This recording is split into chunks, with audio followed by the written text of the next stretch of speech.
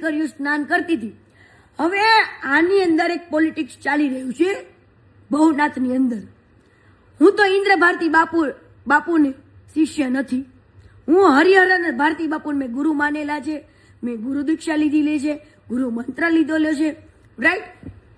હવે જો મેં ઇન્દ્ર ભારતી બાપુને ગુરુ માન્યા હોત ને તો ઇન્દ્ર ભારતી બાપુ છે ને મને આંગળી પકડીને સ્નાન કરવા લઈ જાત. બરાબર. ઇન્દ્ર ભારતી બાપુના જેટલા શિષ્ય છે ને એને ઇન્દ્ર ભારતી બાપુ છે ને વીઆઈપી એન્ટ્રી આપે. વીઆઈપી શું? VIP entry.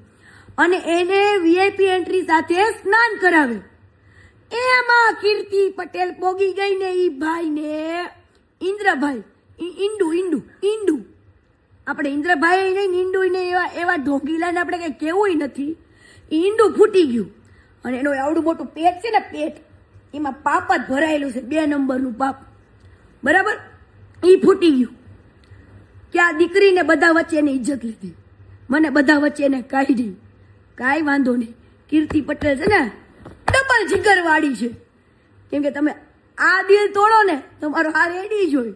કેમ કે હું સુખમાંય મોજમાં હોય ને દુઃખમાંય મોજમાં હોય. ઇન્દ્ર ભારતી બાપુને ખબર હતી નહીં.